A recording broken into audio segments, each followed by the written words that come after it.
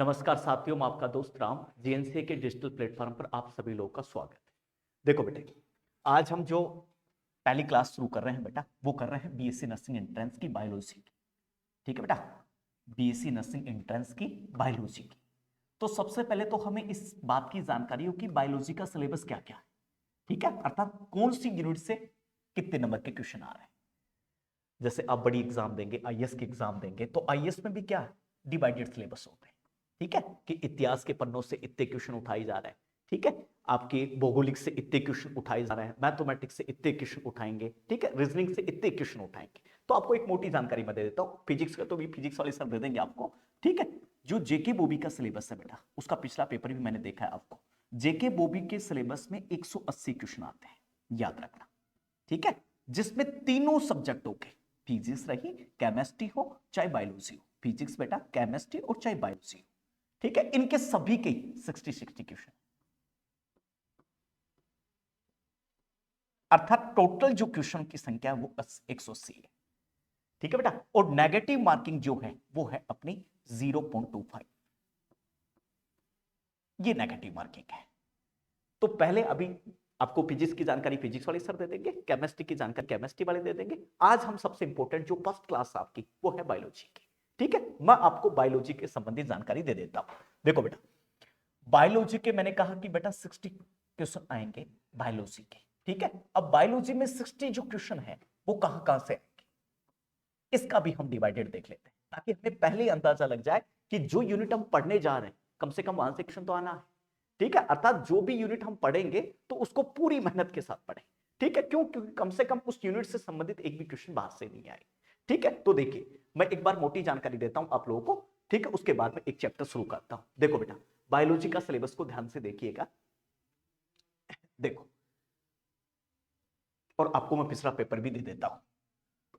बहुत बढ़िया। देखो, बायोलॉजी का जो नॉर्मल सिलेबस है उसमें डाइवर्सिटी एंड क्लासिफिकेशन ऑफ जो प्लांट है बेटा, वहां से आपके 3 नंबर का मार्क्स आएगा। ठीक है, अर्थात पूरा diversity and classification of plant पढ़ेंगे तो कम से कम आप 3 नंबर वहां से इजी तरीके से आप ले सकती है। पिछला पेपर मैंने बहुत अच्छी तरीके से पढ़ा कल। ठीक है, तो उसमें भी आपके 3 नंबर के मार्क्स हैं। ठीक है, और मैं कह रहा हूं कि आपने हल्का सा भी ध्यान लगा लिया, क्योंकि इसमें जो जेके बॉबी का वो ज्यादा टफ पेपर नहीं होता, वो मीडियम लेवल का है।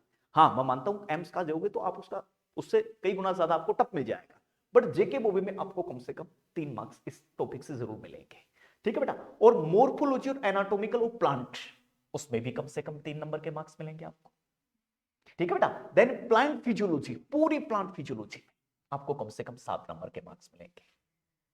ठीक है बेटा, ओके। देन रिप्रोडक्टिव इन फ्लोरिंग प्लांट में भी कम से कम आपको 4 नंबर के मार्क्स मिलेंगे।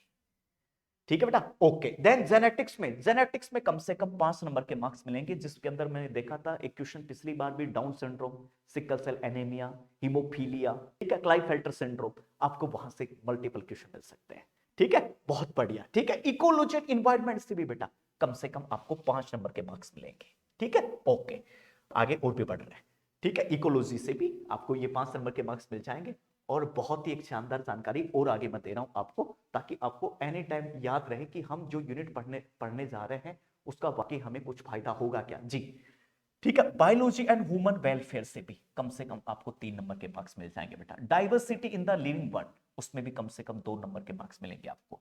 ठीक है, एंड हिस्टोलॉजी एंड मोर्फोलॉजी कम से कम 2 नंबर के मार्क्स मिलेंगे आपको। ठीक है, सेल स्ट्रक्चर एंड फंक्शनल से भी कम से कम 4 नंबर के मार्क्स मिलेंगे आपको। ठीक है, देन ह्यूमन फिजियोलॉजी से भी कम से कम आपको 8 नंबर के मार्क्स मिलेंगे। ये अब तक की जानकारी ये थी कि हम जो बायोलॉजी पढ़ने जा रहे हैं उसमें क्या क्या यूनिट इंपॉर्टेंट रहने वाली है। आया बेटा? ठीक है, ये जेके बॉबी के लिए स्पेशल। ठीक है, कोई भी बंदा पूछे तो आपको इस प्रकार से आपको जानकारी लेना है, ताकि उसी प्रकार से आपको आगे बढ़ना है। अर्थात कोई भी यूनिट आप इसमें से पढ़ रही हैं तो आपको ये बात का पता लग जाएगा कि सर यहां से कम 4 नंबर 5 नंबर तो आनी ही है, वहां से 4 5 नंबर का क्वेश्चन तो उठाएगा ही एग्जामिनर। तो हम उस पूरी यूनिट को अच्छे से क्लियर करके चले। ठीक है, आज जो सबसे इंपॉर्टेंट यूनिट आपकी शुरू करने में जा रहा हूं, cell structure and functional, basic से शुरू कर देता हूं ताकि हमें आगे दिक्कत नहीं आएगी। और कम से कम सेल स्ट्रक्चर एंड फंक्शनल से आपके कम से कम 4 नंबर के मार्क्स आपको मिलेंगे बेटा यहां से। ठीक है, पिछला पेपर भी आप उठा के देखना, वहां से भी आपको 4 नंबर। तो आज की जो पहली यूनिट है बेटा वो है सेल। सेल से बात करता हूं, आया? ठीक है, बहुत बढ़िया, याद रखना। अब देखो ध्यान से, बॉडी की बेसिक स्ट्रक्चर जो है वो सेल है। अब कैसे बेसिक कहा उसके बारे में बात करूंगा मैं आगे। ठीक है, बॉडी की अब बेसिक स्ट्रक्चर के नाम से क्वेश्चन नहीं आएगा, तो स्ट्रक्चर एंड फंक्शन, अर्थात बॉडी के स्ट्रक्चर भी यही बना रही है और बॉडी से संबंधित जितने भी फंक्शन है उसको यही मेंटेन कर रही है, कौन? सेल। ठीक है, अच्छा कई बार क्वेश्चन क्या आता है, ध्यान दीजिएगा, बेसिक यूनिट ऑफ बॉडी है, कौन है बेटा? सेल। ठीक है, then structure and functional unit है, वो भी कौन है बेटा? सेल है। बहुत बढ़िया, स्ट्रक्चर एंड फंक्शनल यूनिट भी कौन है बेटा जी? सेल है। बहुत बढ़िया। ठीक है, या मैंने कहा बेटा स्ट्रक्चर फंक्शनल का क्वेश्चन नहीं आता तो आपको क्वेश्चन देगा पैंकाइमा। ये जो पैंकाइमा शब्द है इसका मतलब भी बेटा यही है, फंक्शनल यूनिट। तो एग्जामिनर क्या करता है, दर प्रतिदिन नाम बदलता है चीजों का। बेसिक यूनिट कहा कह सकता है, या स्ट्रक्चर एंड फंक्शनल यूनिट कह सकता है, या पैंकाइमा कह सकता है। आया बेटा, यस या नो? ठीक है, इधर देखो ध्यान से, देखो देखना मत, साथ साथ अभी आपको टाइम दूंगा मैं आपको, बिल्कुल। अब देखिए ध्यान से बेटा जी, सबसे पहले हम सेल की बात करते हैं। बहुत बढ़िया, मैंने कहा sir basic unit of the body है, बहुत बढ़िया। Structure functional unit of the body है, बहुत बढ़िया, वाह क्या बात है, बहुत बढ़िया बेटा जी। ठीक है, then structure and functional unit है बेटा बॉडी की, गजब, क्या बात है। और याद रखना गुड़िया रानी कि सेल की डिस्कवरी करने वाले जो साइंटिस्ट हैं वो है रॉबर्ट हुक। सबसे पहले सेल की डिस्कवरी की थी रॉबर्ट हुक ने। बहुत बढ़िया, ठीक है, और कब की, तब आपको आंसर देना 65 में। आ गया बेटा? ठीक है, उस महान इंसान की हमें तस्वीर भी देखनी चाहिए, ठीक है, ताकि एनी टाइम आपके दिमाग में रहे ये बात। ठीक है, कभी भी उस आपकी जो दिमाग है उस टाइम में आप भूल ना सको कभी भी जीवन में। ठीक है, तो आपको कोई भी बंदा पूछता तो ये आपकी जो पूरी जो चीजें वो आपकी क्लियरिटी में आनी चाहिए। ठीक है, बहुत बढ़िया, यस ओके। ये देखो बेटा, ये थे रॉबर्ट हुक। रॉबर्ट हुक ने सबसे पहले जो खोज की थी वो सेल की रॉबर्ट हुक ने की थी, कब की? 65 में। बहुत इंपॉर्टेंट है। आया बेटा, यस या नो? क्लियर है ना एक एक चीज? ठीक है, ओके, आगे बढ़ रहा हूं बेटा रानी भाई। देखिए ध्यान से, उसके बाद का जो स्ट्रक्चर है, सुनना आप ध्यान से, क्यों सेल लिया मैंने सबसे पहले? बेटा सेल है, बहुत बढ़िया, सेल मिलकर टिश्यू बनाएंगी, टिश्यू से बेटा क्या ऑर्गन बनेंगे, और ऑर्गन से सिस्टम बनेंगे, और सिस्टम से बॉडी तैयार होगी। अब दुनिया इसको सीधी पढ़ती है, तुम क्या करो मेरे बच्चों, तुम उल्टा पढ़ो। सर बॉडी होगी कोई भी, ह्यूमन बॉडी हो सकती है, प्लांट बॉडी हो सकती है, तो जैसे ही बॉडी होगी तो बॉडी में सिस्टम होगा, उस सिस्टम में ऑर्गन होगा, उस ऑर्गन में टिश्यू होंगे, और उस टिश्यू में सेल होगी। तो इसका मतलब कोई भी बॉडी पढ़ रहे हैं उसकी बेसिक यूनिट सेल है। बहुत बढ़िया। मान लीजिए गुड़िया रानी हमने नया मकान बनाया, और नया मकान हमने बनाया है तो बेसिक उसकी यूनिट क्या? नींव है, उसका आधार तो नींव ही है। उसके नींव से आपकी पूरी building, 2 building, 3 building, 4 building, 5 building बना रही, लेकिन उसका आधार क्या? नींव है। इसका मतलब जो पूरी बॉडी है उसका आधार कौन है? अर्थात कोई भी सिस्टम आप पढ़ो तो सबसे पहले आपको सेल को पढ़ना पड़ेगा। इसलिए हमने structure and functional unit cell को सबसे पहले लिया। ठीक है, और उसमें से भी आपको कम से कम 4 नंबर के क्वेश्चन मिलने वाले हैं, कोई डाउट नहीं बेटा जी। ठीक है, नॉर्मल बातें पढ़ा रहा हूं, अभी अभी लिखना मत आप आराम से, टाइम दूंगा आपको, है ना? ओके, आप समझने पर ध्यान दें। ठीक है बेटा, ओके। देन बेटा जी सेल की जो हम स्ट्रक्चर स्टडी कर रहे हैं, बहुत बढ़िया, तो हमने उसको साइटोलॉजी कहा है बेटा जी। ठीक है, यस, जिसके वर्ड के पीछे लॉजी हो हमने उसको स्टडी कहा है, याद रखना इस बात को। ठीक है, what is means in logy, तब आपको कहना कि सर लॉजी का मतलब है सर स्टडी, और हम किसी भी चीज की स्टडी करते हैं दिस इज द लॉजी, उसको लॉजी लॉजी कहते हैं। ठीक है, तो लॉजी हमेशा रेफर करती है स्टडी को, और साइटो वर्ड हमेशा रेफर करता है सेल को। इसका मतलब सेल की स्टडी करते हैं उसको कहते हैं साइटोलॉजी। यहां भी कोई टेंशन नहीं, यहां भी कोई डाउट नहीं, अभी बेसिक चल रहा है। तो सेल की खोज करने वाले साइंटिस्ट का नाम पूछता है तो भी टेंशन नहीं, बहुत बढ़िया। बेसिक यूनिट के बारे में कहता है तो भी कोई टेंशन नहीं, या मित्रों आपको स्ट्रक्चर फंक्शन यूनिट क्या कहता है तो भी कोई दिक्कत नहीं, या पेंकाइमा के लिए कहता है तो भी आपको दिक्कत नहीं। और सेल के बहुत सारी चीजें मिलकर टिश्यू फॉर्मेशन कर रही है, बहुत सारे टिश्यू ऑर्गन बना रहे हैं, और बहुत सारे ऑर्गन सिस्टम बना रहे हैं, और सिस्टम बॉडी का फॉर्मेशन कर रहे हैं। और जैसे मैंने उल्टा भी कहा आपको, तो यहां नॉर्मल बातों में तो आपको कोई हर्ज नहीं है। कोई टेंशन नहीं, ठीक है। अच्छा अब देखिए, अब शुरुआत करता हूं कंपटीशन की। देखना बेटा, सर एक चीज का जो डाउट है वो तुम्हारा पीछा करेगा गुड़िया, और वो है सेल के दो टाइप है स्पेशल, प्रोकैरियोट एंड यूकैरियोट। और यहां से तुम्हारी कंपटीशन की जो भागदौड़ है वो शुरू होगी। आया, ठीक है। तो प्रोकैरियोट और यूकैरियोट से संबंधित जो चीजें हम चुराना चाह रहे हैं या हम अपने दिमाग में बैठाना चाह रहे हैं, तो जरा यहां देखिए, ठीक है। ये एक प्रकार से है, इधर की जो सेल है दिस इज द प्रोकैरियोट, बहुत बढ़िया। और इधर की सेल है दिस इज द यूकैरियोट, कोई डाउट नहीं, ठीक है। याद रखना बेटा, प्रोकैरियोट सेल वो स्मॉल होगी, छोटी होगी और सिंपल होगी, लेकिन इसके बदले में यूकैरियोट लार्ज होगी और कॉम्प्लेक्स होगी। प्रोकैरियोट्स की जो साइज है वो 0.1 से लेकर 5.10 माइक्रोमीटर होगी, और इसकी जो है वो लगभग 10 से 100 माइक्रोमीटर होगी। याद रखना बेटा, ये यूनिसेलुलर है और ये बेटा यूनिसेलुलर और मल्टीसेलुलर दोनों है। अर्थात जिसमें सिंगल सेल पाई जाती है दिस इज द यूनिसेलुलर, जिसमें मल्टीपल सेल पाई जाती है दिस इज द मल्टीसेलुलर। बहुत बढ़िया, ठीक है। याद रखना, प्रोकैरियोट्स में हमेशा न्यूक्लियस एब्सेंट रहता है, लेकिन यूकैरियोट्स में हमेशा प्रेजेंट रहता है। आपको पूछेगा एग्जाम में कि कौन सी सेल है जिसमें न्यूक्लियस प्रेजेंट रहता है, तब आपको आंसर देना यूकैरियोट्स में। कौन सी सेल है जिसमें आपका प्रोकैरियोट्स में सॉरी न्यूक्लियस एब्सेंट रहता है, तब आपको आंसर देना बेटा प्रोकैरियोट सेल। बहुत बढ़िया, आया बेटा, ठीक है। इसका जो डीएनए है वो सर्कुलर है। बहुत बार एग्जाम में क्वेश्चन पूछा जाता है कि सर्कुलर डीएनए किस सेल के अंदर पाया जाता है, प्रोकैरियोट्स में। और इसका सेल जो डीएनए वो लीनियर है, ठीक है। बहुत बढ़िया, इसमें देखना ध्यान से, इसमें जो हैप्लोइड क्रोमोसोम होते हैं हैप्लोइड, और इसमें क्रोमोसोम होते हैं डिप्लोइड, अर्थात डबल पेयर के अंदर, सॉरी, ठीक है। इसलिए इसको रिप्रेजेंट किया है सिंगल एन से, उसको रिप्रेजेंट किया है 2 एन से।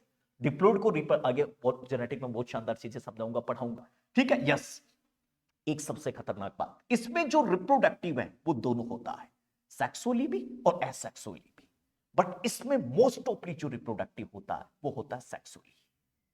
कभी भी गलती नहीं करना कि सर ऐसी कौन सी सेल है जिसमें ओनली सेक्सुअल रिप्रोडक्शन होता है, आंसर देना यूकैरियोट्स। आया, अपने आप मतलब ऊपर से अपने आप कंपटीशन को नीचे तक लाना।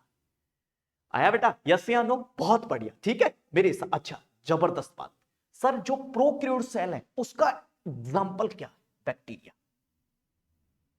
और यूकैरियोट सेल के एग्जांपल है बेटा लाइक इस प्लांट, लाइक इस एनिमल सेल, ये this is the example of the eukaryote.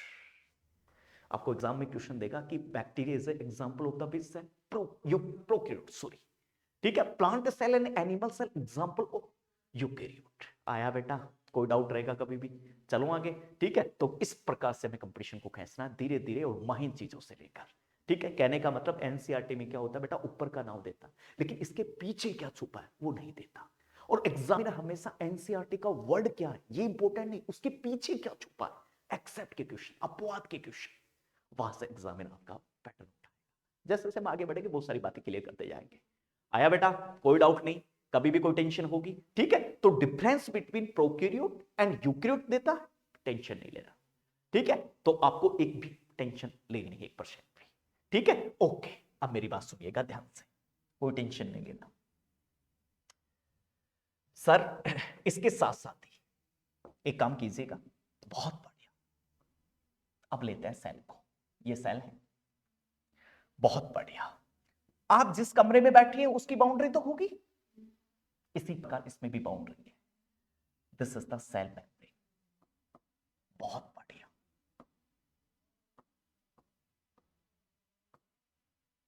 या मैं कहना चाहूं तो सेल वॉल, बहुत बढ़िया,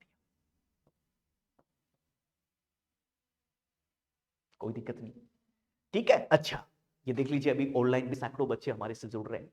तो जो ऑनलाइन ये कैमरा आप देख रही हैं बीच में एक सेंटर में, इसी प्रकार सेंटर में यहां भी होगा न्यूक्लियस, इसको हम कहेंगे न्यूक्लियस। बहुत बढ़िया बेटा जी, बहुत बढ़िया, गजब।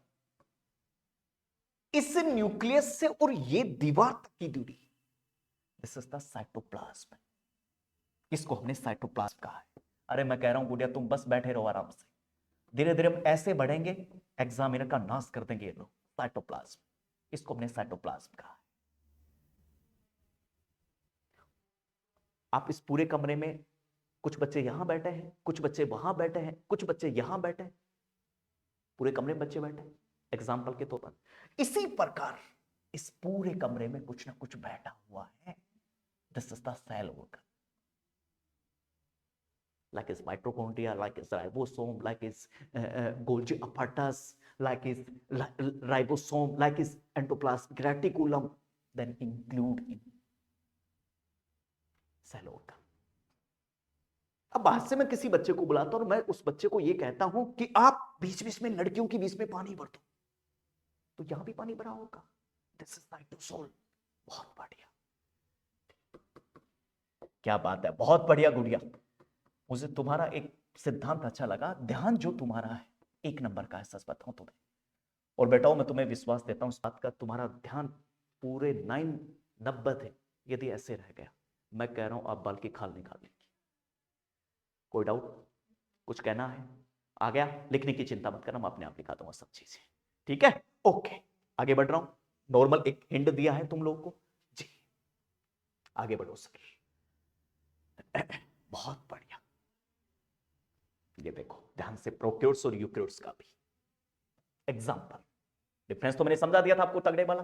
प्रोक्यूर्स का एग्जांपल है बैक्टीरिया, और अभी बैक्टीरिया को मैं उड़ा रहा हूं बहुत तगड़ी तरीके से, ठीक है? Okay, then example fungi, then animal, then plant, और देन पैरासाइट।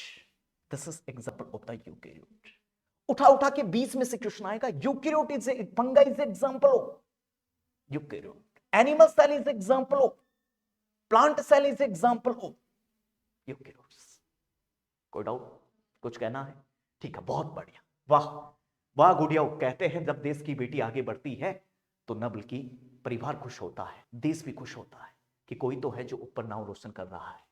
ठीक है, बहुत बढ़िया। अब मेरी बात सुनना ढंग से, और इस बात को एकदम बहुत माइनरी देखना। गजब, ये देखो आराम से एनिमल सेल तुम्हारे सामने लेके आओ। एक सेकेंड बेटा, एक सेकेंड, एनिमल सेल तुम्हारे सामने लेके आओ। 1 मिनट दे दीजिए बस मुझे। बहुत बढ़िया, ये देखो एनिमल सेल, ठीक है? और आपको एनिमल सेल में एक बात जरूर दिखाई देगी, सेल मेम्ब्रेन। इसलिए कोई भी बंदा पूछे तब आपको एक ही आंसर देना है, cell membrane only present the animal cell. Cell wall animal cell के अंदर एब्सेंट है, ये बात जरूर याद रखनी है। आया बेटा? Animal cell only contain the cell membrane.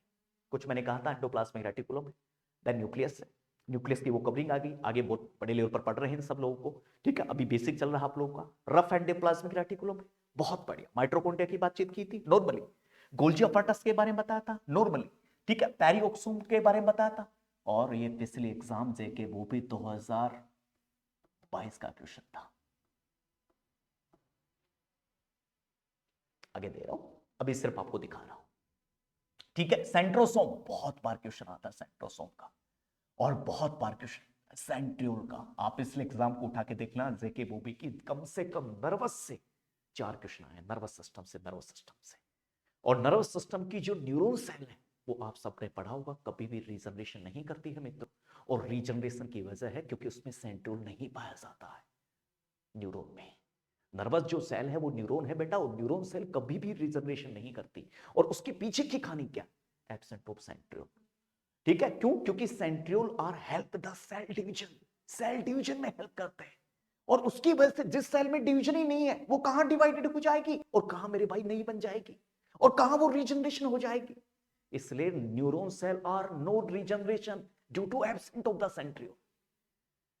बहुत बढ़िया, क्लियर? ठीक है, देन लाइसोसोम की बात करेंगे, राइबोसोम की बात करेंगे, और देन सीलिया एंड फ्लैक्सिला की भी बात करेंगे। ये एकदम नॉर्मल बातचीत है, जो आपने देखा वो आप आगे लिखेंगे। आ गया बेटा? ठीक है, तो नॉर्मल हेडिंग लगाइए सबसे पहले आज की सेल, क्योंकि फिर आगे कॉम्प्लिकेटेड होता जाएगा। ठीक है बेटा, तो चिंता नहीं करनी। जैसे बेटा हमारा पिछला एग्जाम के रिजल्ट उठा के देख लीजिएगा आप, नोट सेट के जो जो नर्सिंग कर चुके हैं वो बच्चे हमसे पढ़ते हैं, ठीक है, और जो नर्सिंग कर चुके हैं, तो नर्सिंग करने के बाद में लोग एम्स में नर्सिंग ऑफिसर बनने के लिए आते हैं, ठीक है, उसकी तैयारी करने के लिए आते हैं। हमारा पिछला एग्जाम यूट्यूब पर पड़ा है सारा, टॉप लेवल के एग्जाम रिजल्ट रहे, और मैं तो उम्मीद कर रहा हूं कि आप लोगों से, ऑनलाइन वालों बच्चों से भी, ऑफलाइन वालों से भी, कि अब की बार हमें सुपर 50 में रैंक लानी है। ठीक है, बस यही मेहनत लगातार चलनी चाहिए अपनी। ठीक है, मैं कह रहा हूं आपको 2-3 दिन के बाद में ऐसा मजा आना शुरू हो जाएगा कि सर बस करना है, कैसे भी करना है। आ गया बेटा? तो सबसे पहले हेडिंग डालना सेल। बहुत बढ़िया बेटा सी, सेल, गजब, बहुत बढ़िया। सेल के बारे में लिखना बेटा सबसे पहले, structure and functional unit of the body. क्यों बेटा जी?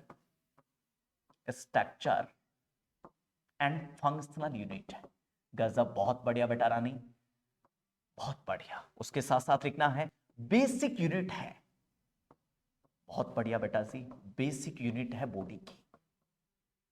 और उसके बाद इसका तीसरा नाम दिया गया है पैंकाइमा सेल, भी कहा इसको, पैंकाइमा है बॉडी की। पैंकाइमा का मतलब भी बेटा फंक्शनल यूनिट होता है। आया? एग्जाम नया वर्ड यूज करता तो आपको कोई टेंशन नहीं होनी चाहिए। क्लियर है बेटा? कोई दिक्कत नहीं यहां पर नॉर्मली। ठीक है, नीचे चलना, नीचे अगले एपिसोड में लिखना साइटोलॉजी। हाँ, बेसिक बेसिक से लिखना शुरू कीजिए। साइटोलॉजी, इसमें लिखना बेटा स्टडी ऑफ सेल। जी, स्टडी ऑफ सेल, सेल की स्टडी क्या कहलाती है बेटा? साइटोलॉजी कहलाती है। बहुत बढ़िया, गजब, बहुत बढ़िया, बहुत बढ़िया मेरे बच्चों, गजब, आनंद आ रहा है, जबरदस्त। चलो बेटा, ठीक है, नीचे लिखना बेटा इसकी खोज करने वाले जो साइंटिस्ट हैं वो है रॉबर्ट हुक।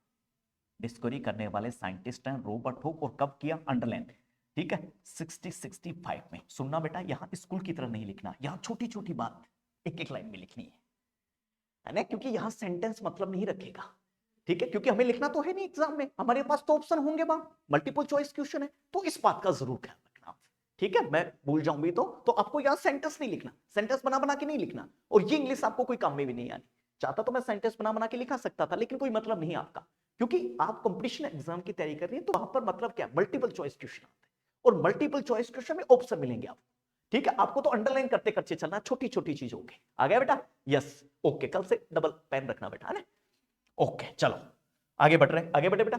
ठीक है, अब एक पूरा जियोग्राफिकल ग्राफ बनाइए, पूरा का पूरा। सेल, बेटा सेल से क्या मिलकर बना है? टिश्यू, गजब, बहुत बढ़िया बेटा। टिश्यू से क्या मिलकर बना है? बहुत बढ़िया, ऑर्गन, हाँ ऐसे अंडरलाइन करते हुए चलिए आप। ऑर्गन से कौन बना है बेटा? सिस्टम, और बहुत सारे सिस्टम मिलकर क्या बन रहे हैं? बॉडी बन रही है।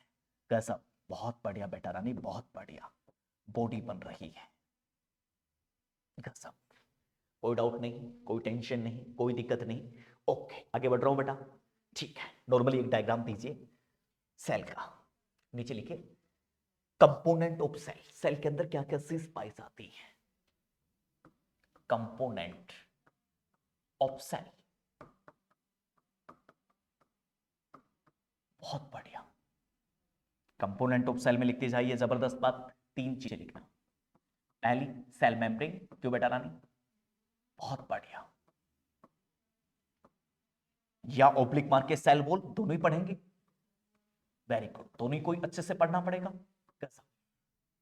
नीचे लिखना बेटा रानी साइटोप्लाज्म, वाह, और देन बेटा रानी न्यूक्लियस, और देन सेल ऑर्गन।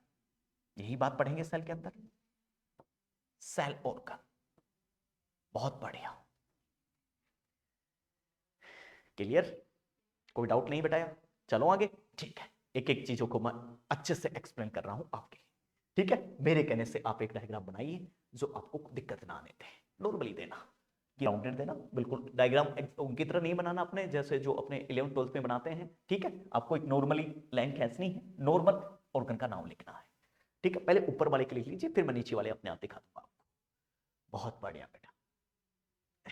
बाहर की स्लेयर का नाम दीजिए सेल मेम्ब्रेन। पहले नाम बाद में लिखना, पहले आप मॉडल बनाइए एक डायग्राम का। बहुत बढ़िया बेटा जी।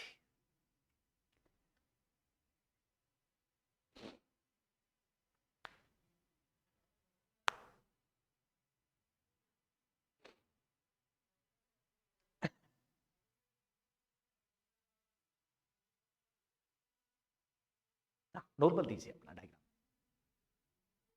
क्योंकि वहां अपने कोई डायग्राम तो बनाना नहीं, ये तो सिर्फ समझने की बात है, मतलब खुले दिमाग से। यहां कॉलेज वाला कोई या स्कूल वाला कोई मामला नहीं है।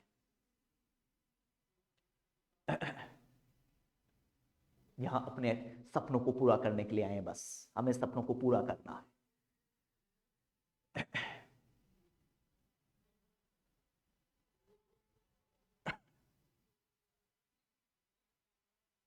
चलो बेटा, नाउ लिखना। बाहर की लेयर को देना सेल मेम्ब्रेन, बीच वाले स्ट्रक्चर को सिर्फ एक नाम देना, बाकी मत लिखना, न्यूक्लियस। फिर न्यूक्लियस में लिखेंगे सारी बात आगे, ठीक है।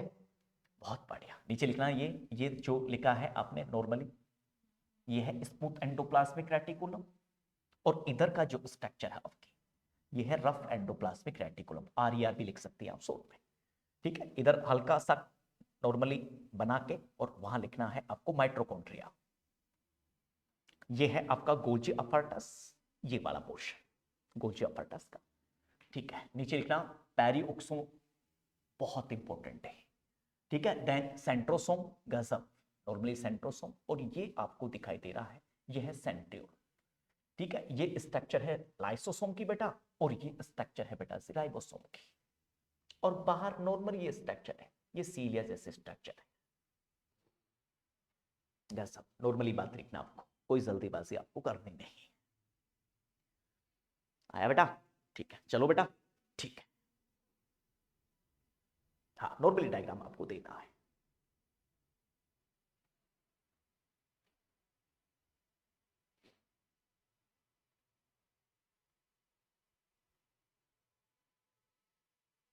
चलो बेटा, ठीक है। अब देखिए ध्यान से, सबसे पहले हेडिंग डाली नीचे, जस्ट इसके जस्ट नीचे types of cell, types of cell, types of cell.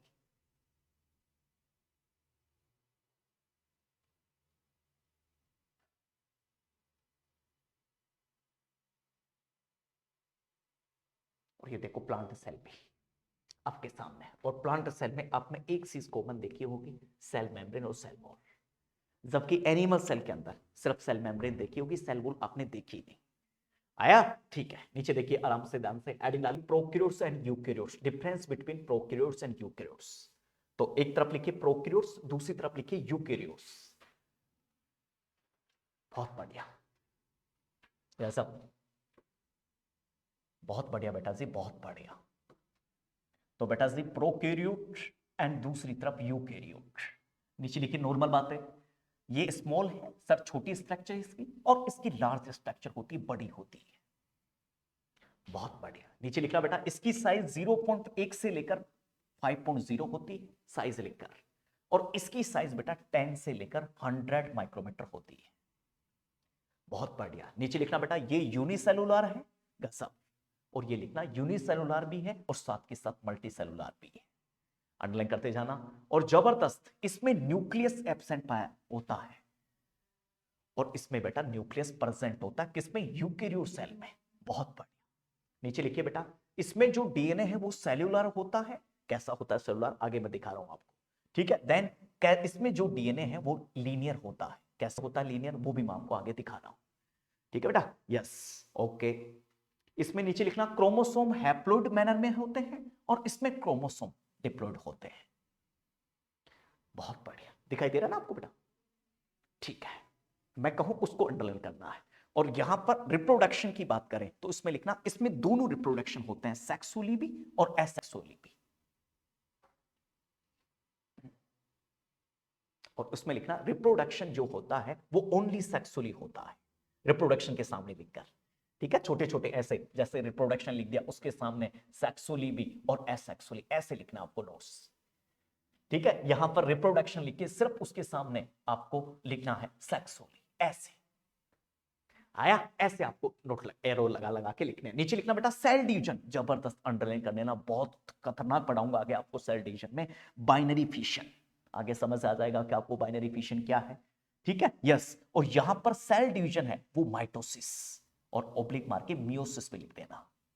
समसूत्री और अर्धसूत्री विभाजन दोनों से सेल डिवीजन होता है, इसमें सिर्फ जो सेल डिवीजन है वो बाइनरी फिशन से होता है, आप लोगों ने भी 11th में बाइनरी फिशन पढ़ा होगा और आगे मैं जबरदस्त आपको सेल डिवीजन, इसी सेल में आपको सेल डिवीजन में बाइनरी फिशन और सेक्सुअली और एसेक्सुअली क्या होता है पूरी बात आगे पढ़ा रहा हूं। सिर्फ अभी बेसिक चल रहा अपना। आगे बेटा यस, और जरूर एग्जाम्पल और उसको अंडरलाइन करना, जो बैक्टीरिया है वो किस टाइप की सेल है, तब आपको आंसर देना बेटा बैक्टीरिया प्रोक्यूट टाइप की सेल है। ठीक है यस, बहुत बढ़िया। ठीक है, नीचे लिखना है आपको एग्जाम्पल, एग्जाम्पल में इसमें लिखना है आपको प्लांट सेल और एनिमल, और साथ में लिखना है बेटा फंगाई। बहुत बढ़िया, ये तीनों एग्जाम्पल बेटा यूकेरियोट्स के हैं, इस बात को ध्यान रखना है, बहुत इंपॉर्टेंट है और कई दफा ये एग्जाम में क्वेश्चन है वो आते हैं। आपको कोई टेंशन नहीं करनी और बढ़िया तरीके से आपको जो है वो मेंटेन करना अपना। जबरदस्त, क्लियर है बेटा? ठीक है, आराम से एग्जाम्पल जरूर अंडरलाइन करना है। ठीक है, इसमें बैक्टीरिया, इसमें प्लांट है बेटा, एनिमल है और देन फंगाई। ठीक है, तो इसलिए मित्रों आपको पूछता कि फंगाई किस सेल का एग्जाम्पल है, example of eukaryote, animal cell example of eukaryote, plant cell example of बेटा यूकेरियोट। ठीक है, आपको कहा जाएगा कि bacteria is example of prokaryotes. मतलब ये चीजें याद नहीं करेंगे तो चल जाएगा, यहां से कोई क्वेश्चन नहीं पूछने वाला एग्जाम। फिर ये बात क्यों पढ़ाई, ये बात इसलिए पढ़ाई, पूरा पढ़ाना बहुत जरूरी है और उसमें से फिर क्या क्वेश्चन आएगा वो बहुत इंपॉर्टेंट है। ये क्वेश्चन यहां से आएगा, आया बेटा? ठीक है, तो ये नीचे की तीन चीजें हैं, ये जरूर याद करनी है। ऊपर की याद करो चाहे मत करो, आपके लिए कोई टेंशन नहीं, लेकिन नीचे का आपको तीनों याद करना है। पूछा गया है कई बार कि प्रोक्यूर सेल में किस प्रकार रिप्रोडक्शन होता है, तब कहना दोनों। किस प्रकार सेल डिवीजन होता है, बाइनरी फिशन। और मैं कह रहा हूं बाइनरी फिशन को बहुत जबरदस्त तरीके से आगे मैं पढ़ा रहा हूं मित्रों, आपको कोई दिक्कत नहीं बेटा। ठीक है, अब मेरी बात सुनिए। अब देखिए तुम्हारा कंपटीशन है जो शुरू हो चुका है यहां से, यहां दिमाग लगाइए सिर्फ। सबसे छोटी सेल प्रोक्यूर्स की बात हो रही थी, और प्रोक्यूर्स के अंदर यदि मैं कहूं तो बैक्टीरिया की बात हो रही थी। क्यों बेटा, क्यों नहीं इस बैक्टीरिया को पहले लपेट लें, और इसके कई सारे क्वेश्चन एग्जाम में आते हैं, तो इसी को पहले लपेट दो बेटा। बैक्टीरिया की जब बात करेंगे आप, तो बैक्टीरिया दो टाइप के होते हैं, एक ग्राम पॉजिटिव और एक ग्राम नेगेटिव। याद रखना मित्रों, ग्राम नेगेटिव। ठीक है, ग्राम पॉजिटिव और नेगेटिव का क्या मतलब बेटा, इधर इतना ध्यान से बेटा जी, बहुत बढ़िया। ग्राम पॉजिटिव और नेगेटिव का क्या मतलब बेटा, ग्राम पॉजिटिव और नेगेटिव का मतलब है यदि इनका रिएक्शन ग्राम स्ट्रैंड में करवाई जाए। याद रखना, बहुत इंपॉर्टेंट क्वेश्चन दे रहा हूं तुम लोगों को। ग्राम स्ट्रैंड क्या है सर, ये एक प्रकार का कल्चर मीडिया है। और what is culture media? Culture media का मतलब है बेटा कि जिसमें बैक्टीरिया मल्टीप्लिकेशन करता है, this is the culture media. कहने का मतलब किसी इंसान में खबर लगा भूत आ रहा है, भूत नहीं आ रहा है, तो उसका कल्चर मीडिया कौन है? मंदिर है, मस्जिद है, वहां पर आएगा, वहां पर आके वो मल्टीप्लिकेशन कर रहा है। इसी प्रकार बैक्टीरिया कहां मल्टीप्लिकेशन कर रहा है? आपका ग्राम स्ट्रेन में। और ग्राम स्ट्रेन में जब इसकी रिएक्शन हुई तो इसके कलर बदल जाएंगे, और कलर के आधार पर इसकी पहचान हो पाएगी मित्रों कि ग्राम पॉजिटिव और ग्राम नेगेटिव है। सर किस टाइप के कलर की बात कर रहे हैं, एग्जाम क्या कहने वाली है हमसे, और एग्जाम में तुमसे क्या कहने वाली है बेटा रानी? ठीक है, मैं तो कहता हूं देश की बेटियों से एग्जामिनर क्या कहेगा, ठीक है, एग्जामिनर को बेटियां कहेंगे आगे। ठीक है, तो हमेशा याद रखना है कि सर किस टाइप का आपका जो है वो मेथड है, आपको इसमें दिखाई देगा। ठीक है, तो याद रखना जीवन में कभी गलती नहीं करना। ठीक है, जीवन में कभी टेंशन नहीं करनी। ठीक है, कोई चीज ऐसी है जो आपको समय रहते अपने आप आ जाएगी। सुनना, अब मैं तुम्हें दे रहा हूं और नोट लगा के इस बात को हमेशा के लिए लिख लेना। सर यदि यदि ग्राम पॉजिटिव और नेगेटिव, नेगेटिव का कलर रेड की तरफ आ रहा है, नेगेटिव है, अर्थात जब इस बैक्टीरिया की रिएक्शन ग्राम स्ट्रेन में करवाई और कलर इसका रेड आ रहा है तो नेगेटिव है, लेकिन कलर उसका ग्रे है बेटा तो पॉजिटिव है। कोई दिक्कत नहीं, कोई टेंशन नहीं। This is classification gram positive and gram negative, and bacteria are major classification gram positive and gram negative. आया बेटा रानी? ठीक है, इसलिए मैंने देखो पहले ही आपको कहा था, हम जो बेटा वादा नहीं करते, और जो वादा तुमसे आज सैकड़ों बच्चे ऑनलाइन जुड़ रहे उनसे भी मैं कहना चाहता हूं, एक ही मकसद था, क्योंकि हमारा तो नर्सिंग का ऑलरेडी चल रहा, हाउसफुल बैच है, ऑनलाइन भी हाउसफुल है, ऑफलाइन भी हाउसफुल है।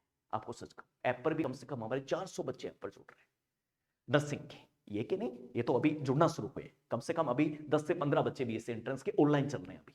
तो मेरा मतलब है, हमारा मतलब एक ही है कि हम क्वालिटी के लिए काम करते हैं। और मैं तो सच बता रहा हूं, कहते हुए मुझे बुरा लग रहा, यदि ये समय आप 2 महीने पहले और दे देती हमें तो बड़ा अच्छा होता, मतलब सोने पर और सुहागा होता। कहने का मतलब अभी भी 90% हमारी कोशिश यही है कि तुम्हारा सिलेक्शन लेट नहीं होना। तुम्हें जो ये सोच रहे हैं कि आज नहीं तैयारी करेंगे कल तैयारी करेंगे, मैं कह रहा हूं समय निकलता जा रहा है और सिलेबस को कैसे मेंटेन करोगे लास्ट में जाकर।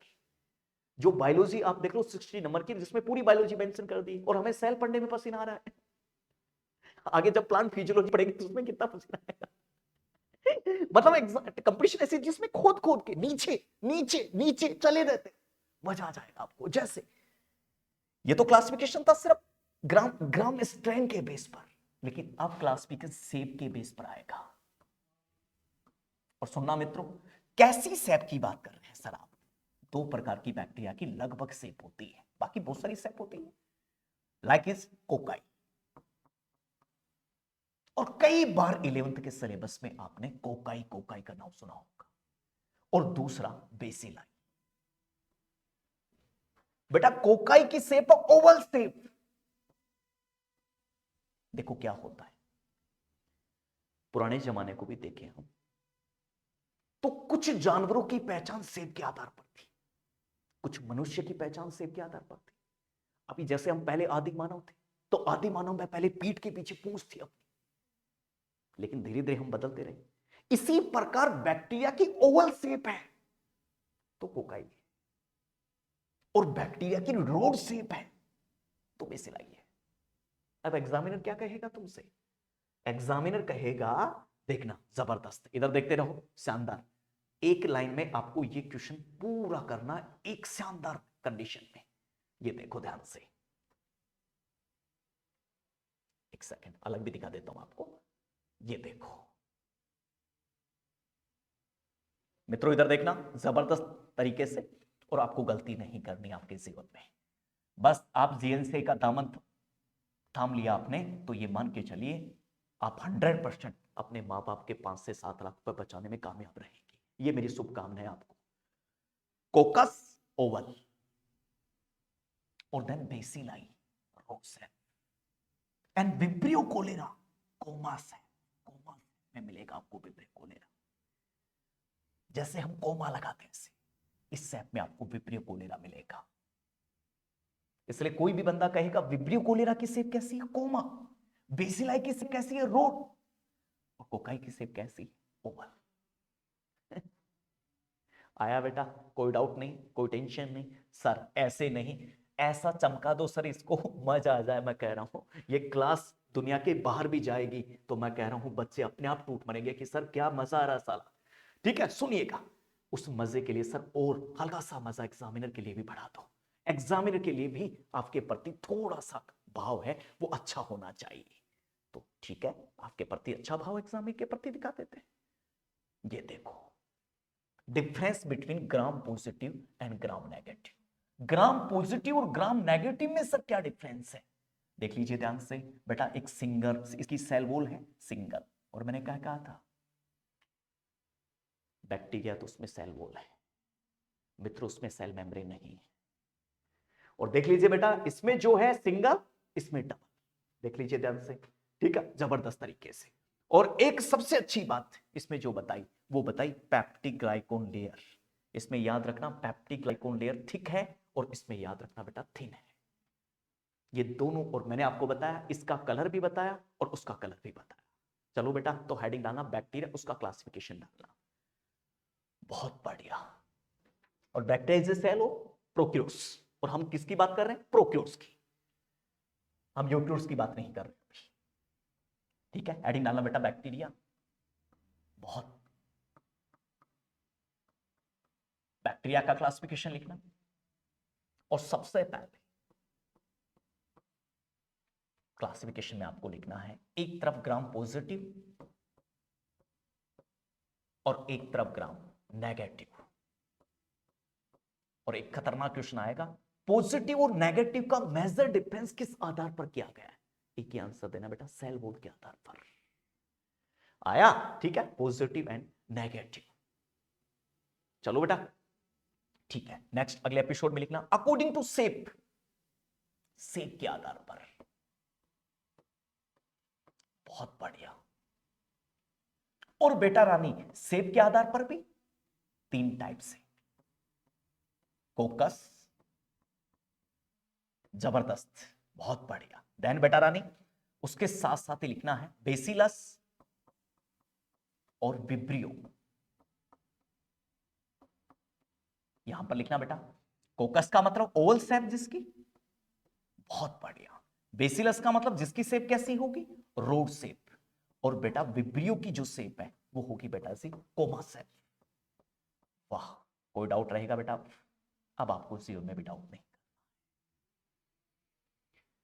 इसलिए ये बैक्टीरिया था तुम्हारा, बैक्टीरिया कोकाई है बेटा, देन बेसिलाई है, देन बेटा आपका विब्रियो कोलाई, ठीक है। उसकी जो शेप है वो आपकी कोमा शेप है। क्लियर है बेटा? कोई डाउट यहां पर? ठीक है, चलो आगे। ओके, अब देखना ध्यान से। अब पहली चीज लगेगी आज की हेडिंग, लिखना बंद कीजिए आप, सेल मेम्ब्रेन। सबसे पहले सेल मेम्ब्रेन पढ़ेंगे, उसके बाद सेल वॉल पढ़ेंगे। आ गया बेटा? ठीक है, बंद कीजिए बेटा जी। सेल मेम्ब्रेन, उसके बाद पढ़ेंगे सेल वॉल। देखो बेटा, अब एक एक चीज पर लेके आएंगे। लिखना बता, मैंने कहा बेटा सेल है, और ये सेल है, और सेल के बाहर की जो कवरिंग है उसको हमने क्या नाम दिया बेटा? सेल मेम्ब्रेन नाम दिया है। क्लियर है बेटा? ठीक है, याद रखिएगा, कभी भी जीवन में नहीं भूलना, जो सेल मेम्ब्रेन है बेटा वो सिर्फ और सिर्फ एनिमल में पाई जाती है। आ गया? एनिमल में सेल वॉल एब्सेंट, इस बात को ध्यान रखना। आ गया बेटा? अच्छा, तुम जिस दीवार के चारों तरफ तुम्हारे दीवार है कमरे की, ये दीवार किससे तो मिलकर बनी होगी? चूने और पत्थर की बनी होगी मेरे हिसाब से, इसलिए ये सेल मेम्ब्रेन भी किसी को तो मिलकर बनी होगी। इसलिए याद रखना मित्रों, कभी नहीं भूलना, बहुत बढ़िया, प्रोटीन से और देन फॉस्फोलिपिड से, फॉस्फोलिपिड से और देन कार्बोहाइड्रेट से। जिस प्रकार तुम्हारे घर की दीवार चूने पत्थर से मिलकर बनी है, उसी प्रकार से ये दीवार भी प्रोटीन, फॉस्फोलिपिड और देन कार्बोहाइड्रेट। क्लियर बेटा? कोई भी बंदा पूछे तो आपको कहा जाएगा कि निम्नलिखित में से कौन सा सब्सटेंसेस सेल मेम्ब्रेन में बनाने में सहायक नहीं है। इन तीनों के अलावा जो चौथा ऑप्शन में है एक्सेप्ट देके वही उसको क्लिक मार दे। कोई डाउट नहीं? अच्छा, कई बार एग्जामिनेशन बहुत ज्यादा चालू हो जाए और परसेंटेज पूछ ले तो गड़बड़ हो जाएगा। प्रोटीन का परसेंटेज है 55। कभी भी गलती, मैक्सिमम कौन सा ऐसा सब्सटेंसेज है जो सेल मेम्ब्रेन का फॉर्मेशन करता है? गलती नहीं करना, गड़बड़ी नहीं करना, प्रोटीन है। आया बेटा? ठीक है, मैच कार्बोहाइड्रेट का 8% योगदान है सिर्फ, और बचा खचा जितना भी परसेंटेज है वो फॉस्फोलिपिड का। तो मैक्सिमम जो है वो प्रोटीन, और उसके बाद में फॉस्फोलिपिड मदद कर रहा, उसके बाद कार्बोहाइड्रेट मदद कर रही है। क्लियर है बेटा? कभी गड़बड़ी करोगे अब? ठीक है, ओके। देखो बेटा, कंपटीशन में क्या होता है, या तो मन लगता नहीं, और लगना शुरू हो गया तो आप इसको चाहते हुए भी दूर नहीं हट पाएंगे इससे, क्योंकि आपका मेन मकसद ये हो जाएगा कि यार मैं भी और एम्स से बीएससी नर्सिंग करके आऊं तो मेरी वैलिडिटी है वो कितनी बढ़ जाएगी मार्केट में। और जिस दिन कह रहा हूं तुम्हें बेटा कि जिस दिन तुम, सच बता रहा हूं, एम्स या जेके बूबी में किसी भी एग्जाम में सेलेक्ट हो जाओगे, हमारी अंतरात्मा बहुत खुश होगी उस दिन। हमारी जो पूरी मेहनत है वो काम में आ जाएगी। हम तुमसे कुछ नहीं मांग रहे, ठीक है, हम तुमसे इतनी विनती कर रहे हैं, ऑनलाइन वालों से, बच्चों से मैं कहना चाहता हूं कि तुम निरंतर अभ्यास करो, आपको सफलता मिलेगी बेटा। ठीक है, आप अभी कलाम को देख लीजिए, कलाम साहब, न्यूज़पेपर बेचने वाला, उसके मन में एक ही संकल्प था कि बस मेरे पास कुछ पैसा आ जाए जिससे मैं मेरी पढ़ाई निरंतर रहे। और मुझे खुशी है कहते हुए, न्यूज़पेपर बेचने वाला इंसान देश का बहुत जाना माना राष्ट्रपति बना, और न बल्कि देश का बल्कि पूरे वर्ल्ड का भी जाना माना साइंटिस्ट भी बना। इसका मतलब एक बात तय है, संघर्ष जिसके पीछे छुपा है, दीवाना वही है। निकल कर वही आएगा। चाहे आप एपिसोड कलाम को पढ़ लीजिए, कलाम साहब को देख लीजिए, या आपको मैं कहूं अंबेडकर साहब को देख लीजिए। डॉक्टर अंबेडकर साहब का एक हल्का सा आपको एक कंसेप्ट देता हूं, बाबा साहब का। देश दुनिया में लोग लड़ रहे थे आजादी के लिए, हम भी लड़ रहे थे उनमें, और बाबा साहब पढ़ रहे थे, उस वक्त पीएचडी कर रहे थे। और जब बाबा साहब से बात पूछी गई कि आपका देश तो लड़ रहा है अंग्रेजों से और आप पढ़ रहे हो, तब बाबा साहब ने एक बात कही थी, और वो बात आज मुझे भी प्रेरणा देती है कि लड़ने से सिर्फ एक या दो आदमी को जीता जा सकता है, लेकिन पढ़ने से करोड़ों लोगों को एक मिनट में बदला जा सकता है। ये ताकत है बेटा एजुकेशन की। तो आप जब कुछ बन जाएंगी तो उसके बाद में देखना आपका जो वर्चस्व मार्केट में, आपके परिवार में, आपके मित्रों के साथ लोग कहेंगे कि यार वाकई ये गुड़िया कहां से निकलकर कहां तक पहुंच गई। बस बेशक एक फर्क है, तुमने अपने आप को टाइम दिया है और उन्होंने दोस्तों को टाइम दिया है, इसलिए वो वहीं रह गए जहां तुम्हारा साथों का छूट गया हमेशा के लिए। और तुम आज भी इस संकल्प के लिए बैठी हैं कि सर मैं कुछ करना चाहती हूँ, इस भीड़ में कुछ अलग दिखना चाहती हूँ, तो उसके लिए मैं तो तुम्हें एक ही सजेशन करूंगा बेटा, उसके पीछे मेहनत। पढ़ाई तुम्हारी रोजना ऐसे ही चलती रहेगी, लेकिन जब तक मेहनत तुम्हारे को यह संकल्प नहीं आएगा कि मैं पढ़ क्यों रही हूं, आपको मैं कह रहा हूं 100% दावे के साथ बेटा जी कुछ बनकर जाएंगी। ठीक है, मैंने 9 साल के करियर में हजारों लोगों को बनते हुए देखा, हजारों लोगों को मैंने नौकरी लगते देखा, और मैंने उन लोगों को भी देखा है जिनके घर में खाने के दाने नहीं थे, लेकिन पढ़कर आज वो एम्स में हैं, आज वो 80-80 हजार रुपए सैलरी ले रहे हैं। बस मैंने ये देखा है 9 साल के पूरे पूरे करियर में। ठीक है, तो मैं आज तुमसे यही सजेशन करूंगा कि तुम पढ़ते रहो, बस मेहनत करते रहो। सुनिएगा, सेल मेम्ब्रेन बेटा, सेल मेम्ब्रेन किसकी मिलकर बनी है मैंने आपको बता दिया जी, बहुत बढ़िया। अब पूरी स्ट्रक्चर में आगे बढ़ा रहा हूं इसकी, लेकिन उसके साथ साथ इसके फंक्शन क्या है, करती क्या है, काम क्या है इसका। वाह मित्रों, ये दरवाजा क्यों लगाया? इसलिए लगाया कि बच्चे आ सकते हैं, बच्चे जा सकते हैं। ये सेल मेम्ब्रेन क्यों लगाई? ट्रांसपोर्टेशन के लिए। चीजें सेल से बाहर से अंदर जा सकती हैं और अंदर से सब्सटेंसेस बाहर आ सकते हैं, इसलिए हमने क्या लगाया? Cell membrane. इसलिए फंक्शन है बेटा ट्रांसपोर्टेशन। दूसरी बात, दीवार क्यों लगाई बेटा? दीवार इसलिए लगाई, ये दीवार तुम्हारे रूम के चारों ओर, ताकि बाहर से डायरेक्ट कोई कचरा पट्टी तुम्हारे अंदर ना आ सके। मेरे हिसाब से इसका मतलब प्रोटेक्शन, इसलिए नेक्स्ट इसका फंक्शन है बेटा प्रोटेक्शन। और देन उसके बाद में, इसके बाद में सेल मेम्ब्रेन पर, साइटोप्लाज्म पर रिसेप्टर हैं। कोई ड्रग, कोई प्रोटीन यहां आकर जुड़ सकता है, कोई एंजाइम यहां आकर जुड़ सकता है, अपना काम कर सकता है, सेल की एक्टिविटी को बढ़ा सकता है, सेल की एक्टिविटी को घटा सकता है। इसलिए सेल मेम्ब्रेन पर बेटा रिसेप्टर है। वाह, एक नंबर। कभी भी गड़बड़ी करोगी बेटा, क्लियर है? ओके, अब एक एक बात को पढ़ते हैं बहुत डीपली। अब आएगा एग्जाम का बेसिक बेसिक, तुम्हारा काम हो गया बेटा। सुनिएगा, बंद करो। अब बेटा पहला फंक्शन है ट्रांसपोर्टेशन। ट्रांसपोर्टेशन को पढ़ना है सर। और किसका ट्रांसपोर्टेशन? ट्रांसपोर्टेशन किसी आयंस का, किसी मॉलिक्यूल का, किसी एटम का,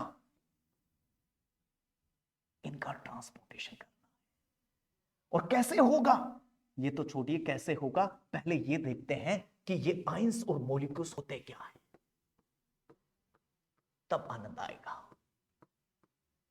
और ये समझ आ गया तुम्हें आयंस और मॉलिक्यूल्स क्या है, तब तुम्हें मित्रों सब चीजों का आनंद आ गया। सबसे पहले इलेक्ट्रोलाइट, बेटा इलेक्ट्रोलाइट देखिए। उसके बाद में देखिए एटम। एटम का क्या मतलब है? एटम का मतलब है मित्रों, याद रखिए, जिसमें इलेक्ट्रॉन होगा, जिसमें प्रोटॉन होगा, जिसमें न्यूट्रॉन होगा, ये तीनों चीज एटम में होगी। और दो एटम आपस में मिलकर बनाते हैं मॉलिक्यूल्स। इसको हमने मॉलिक्यूल्स कहा है। What is meaning of molecules? दो या दो से ज्यादा एटम मिलकर किसका फॉर्मेशन करते हैं? मॉलिक्यूल्स का फॉर्मेशन करते हैं। कोई दिक्कत नहीं, कोई टेंशन नहीं। ठीक है, बहुत बढ़िया। ठीक है, गजब भाजप, बहुत बढ़िया मित्रों। और देन सर आयंस क्या है? आयन के अंदर कहना है जिसके अंदर पॉजिटिव और नेगेटिव चार्ज होगा, दिस इज द आयंस, वो आयन है। और उसमें भी अलग अलग कहना है, कैनाइन और एनाइन। कैनाइन के अंदर जिसमें सिर्फ पॉजिटिव चार्ज होगा वो कैनाइन है, और जिसमें नेगेटिव चार्ज होगा वो एनाइन है। और कहना है मित्रों जिसके अंदर प्रोटॉन की संख्या ज्यादा होगी इलेक्ट्रॉन की तुलना में, दिस इज द कैनाइन। और जिसमें इलेक्ट्रॉन की तुलना में इलेक्ट्रॉन की संख्या ज्यादा होगी प्रोटॉन की तुलना में, दिस इज द एनाइन। कोई डाउट नहीं, लाइक इस एग्जांपल ऑफ NaCl। ठीक है, इसका मतलब पॉजिटिव चार्ज है सोडियम के ऊपर, नेगेटिव चार्ज है क्लोरीन के ऊपर। इसका मतलब सोडियम और पोटेशियम दोनों जो आयंस हैं। और सुनना ध्यान से बेटा, मित्रों एक नई जानकारी फिर तुम्हें दे रहा हूं बेटा। तुम्हें मैं नहीं जानता क्यों इतना मन कर रहा है, बट मैं ये जानता हूं कि कुछ बच्चियां ही देश में जरूर अच्छा करेंगी यदि ऐसे ही पढ़ती रहेंगी तो। बेटा पॉजिटिव और नेगेटिव को हम जिस यूनिट से आइडेंटिफाई करते हैं उसको हम कहते हैं, मेजरमेंट करते हैं किससे? मिली इक्विवेलेंट से। मिली इक्विवेलेंट बेटा MEQ। जैसे पोटेशियम की संख्या लिखेंगे 3.5 से 5.0 MEQ पर डी। ये MEQ किसको रिप्रेजेंट कर रहा है?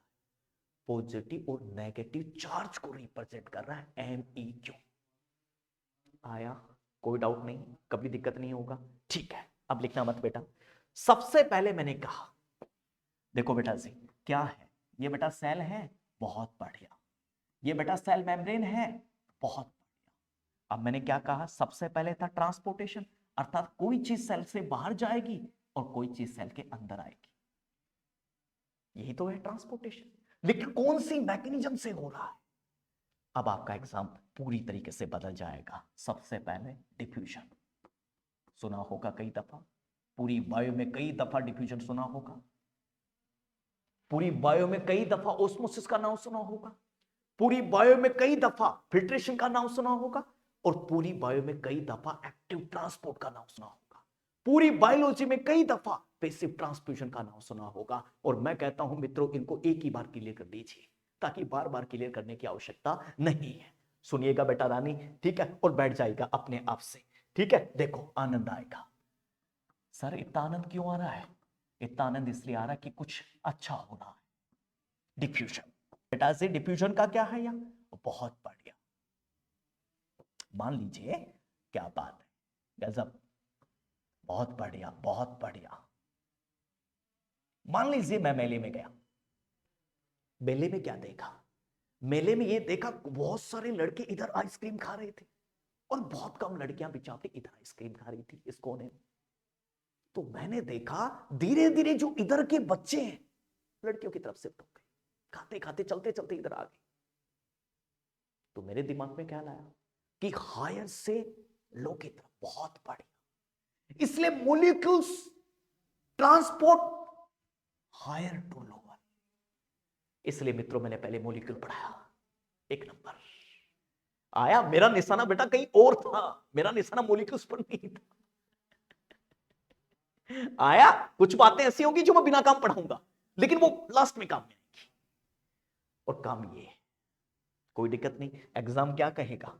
एग्जाम देखो क्या कहेगा कि जो लंग्स में गैस एक्सचेंज होती है वो किस मैकेनिज्म का एग्जांपल है? एग्जाम को बुक्कम की तरह हिला देना, डिफ्यूजन का है, डिफ्यूजन का एग्जांपल है। क्यों बेटा? इधर देखना, ये लंग्स है, बहुत बढ़िया। ट्रेकिया, ब्रोंकाई, ऑक्सीजन ज्यादा है बाहर, हायर टू लोअर। और अंदर मेटाबॉलिज्म होकर CO2 आया, इसलिए हायर टू लोअर। एग्जाम में क्वेश्चन होगा, क्लियर? कुछ कहना है? आया, लिखाऊंगा भाई लास्ट में। एक बेटा बहुत बढ़िया, गजब, लिखना मत बेटा जी। सर और भी मारो, ऑस्मोसिस। और ऑस्मोसिस को गुड़िया कुछ नहीं, उल्टा करना। Very good. देखो क्या है, बहुत बढ़िया। पहले के जमाने में बेटा कमरे होते थे, एक ही कमरा होता था और एक ही कमरे में पर्दा लगाया होता था। कुछ लोग इधर सोते थे, कुछ लोग उधर सो, गरीबी इतनी थी बेचारों के पास पैसा होता नहीं था। तो इधर के कुछ लोग उधर आना चाहिए, तो पर्दा क्रॉस करना पड़ेगा मेरे हिसाब से, पर्दे को क्रॉस करके इधर आएगा। इसी प्रकार कुछ आयंस या मॉलिक्यूल्स इधर आना चाह रहे हैं, तो इस पर्दे को क्रॉस करना पड़ेगा। ये पर्दा कौन है? Semi permeable membrane. इसलिए ions low concentration to higher concentration की तरफ जा रहा है। This is example osmosis. मेरे हिसाब से कोई डाउट नहीं, कोई टेंशन भी नहीं। अच्छा, एक दिमाग में आ रहा है क्या? देखिए बेटा, सर एक बात बता दो दिल खोलकर, जो एग्जाम में तूफान बनेगा वो कहां से बनेगा? ओस्मोलैरिटी और लैरिटी से। वहां से आपको क्वेश्चन कई सारे मिल जाएंगे। ठीक है, बहुत बढ़िया। अब मेरी बात सुनना बेटा, एक चीज पहले, 3 चीज समझनी है, सोल्यूट, सोलवेंट और सॉल्यूशन। गजब, एक चीज गौर की होगी आपने, आपको पूरा याद है, जचाना है।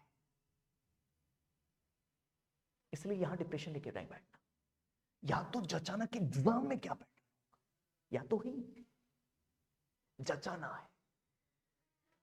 तो बेटा सोल्यूट का क्या है, और कुछ नई बातें पढ़नी है। दूसरी बात, तरीका यूं याद हो जाए, पढ़ने की आवश्यकता नहीं। सोल्यूट, सोलवेंट और सॉल्यूशन। हुआ क्या, जिसकी क्वांटिटी कम है सोल्यूट है, जिसकी क्वांटिटी ज्यादा है सोलवेंट है, और दोनों को मिक्स कर दो सॉल्यूशन बन गया। एग्जांपल देता हूं, मेरे सफेद बाल आ गए, तो मेरा बच्चा मुझसे एक दिन कह रहा है कि पिताजी आप डाई क्यों नहीं लगा लेते? तो मैंने कहा यार मेरे पास 10 रुपए है नहीं, इसलिए मैं नहीं लगा। तो बोला मैं मेरी माता जी से 10 रुपए लेके आता हूँ और आपके लिए डाई लेके आता हूँ। मैंने कहा ठीक है, तेरे पास है तो लेके आ जा मुझे क्या पूछ रहा है। तो उसने 10 रुपए लिए अपनी माता जी से और मार्केट में गया और डाई लेके आया, और ये सब मैंने देख लिया।